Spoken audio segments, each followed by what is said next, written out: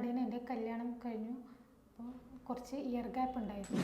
അപ്പോൾ ഈ BBA കഴിഞ്ഞ് ഇയർ ഗ്യാപ്പ് ഒക്കെ കഴിഞ്ഞതിന് ശേഷം എന്തുകൊണ്ടാണ് പൈത്തൺ ചൂസ് ചെയ്യാനുള്ള കാരണം? അപ്പോൾ BBAയും പൈത്തണും തമ്മിൽ എൻ്റയർലി ഡിഫറെൻ്റ് ആണല്ലോ. അപ്പോൾ എന്നിട്ടും എന്തുകൊണ്ടാണ് ഈ പൈത്തൺ ഇൻറ്റേൺഷിപ്പ് കംപ്ലീറ്റ് ചെയ്ത ശ്രുതി ഇവിടെയുണ്ട്. ശ്രുതിയെ പരിചയപ്പെടാം. ശ്രുതി.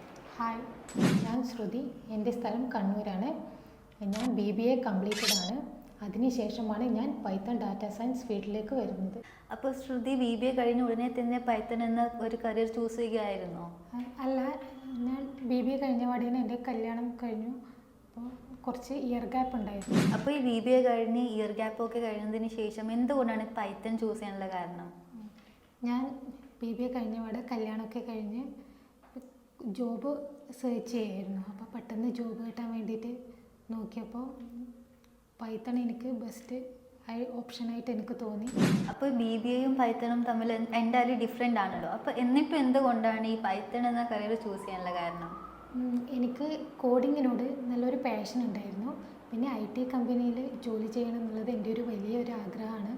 അപ്പോൾ ഇതിലൊരു കരിയർ സ്റ്റാർട്ട് ചെയ്യാൻ ഫസ്റ്റ് സ്റ്റെപ്പ് എന്ന രീതിയിൽ എവിടെയെങ്കിലും ഒരു കോഴ്സ് ചെയ്തിട്ടുണ്ടാവുമല്ലേ? അതെ, ഞാൻ ഒരു ഇൻസ്റ്റിറ്റ്യൂട്ടിൽ പോയി 3 മാസം ഡ്യൂറേഷനുള്ള ഒരു Python and data science course ഞാൻ ചൂസ് ചെയ്തു. ഈ പൈത്തൺ കോഴ്സ് കംപ്ലീറ്റ് ചെയ്തതിന് ശേഷം അതിലേക്കുള്ള കൂടുതലായിട്ടുള്ള നോളജ് ഒക്കെ കിട്ടിയോ? ഞാൻ പൈത്തൺ ആദ്യമായിട്ടാണ് ചെയ്യുന്നത്. അപ്പോൾ അതിൽ ചില ബേസിക് കാര്യങ്ങളൊക്കെ എനിക്ക് മനസ്സിലായി. പ്രാക്ടിക്കൽ നോളജ് എനിക്ക് കിട്ടിയിട്ടില്ല. അപ്പോൾ ഇൻറ്റേൺഷിപ്പ് വഴി എനിക്ക് അതിൻ്റെ ഒരു പ്രാക്ടിക്കൽ നോളജ് എനിക്ക് കിട്ടി. ഓക്കെ, അപ്പോൾ ഈ ഒരു ഇൻറ്റേൺഷിപ്പ് കഴിഞ്ഞതിന് ശേഷം പൈത്തൺ എന്ന ഫീൽഡിലേക്ക് പോകാൻ ഒരു കോൺഫിഡൻസ് കിട്ടിയോ? അതെ, എനിക്കൊരു കോൺഫിഡൻസ് കിട്ടി. ഞാനൊരു നോൺ IT ബാക്ക്ഗ്രൗണ്ടുള്ള ഒരു വ്യക്തിയാണ്. അപ്പോൾ എനിക്ക് സത്യത്തിൽ ഒരു IT ബാക്ക്ഗ്രൗണ്ടുള്ള ആ ഒരു സ്റ്റുഡൻറ്റിൻ്റെ ആ ഒരു ഫീൽ തന്നെ എനിക്കിപ്പോൾ വന്നു. അപ്പോൾ ശ്രുതി ആഗ്രഹിക്കുന്ന പോലെ തന്നെ IT ഫീൽഡിൽ നല്ലൊരു കരിയർ ഉണ്ടാവട്ടെ. All the best. Thank you.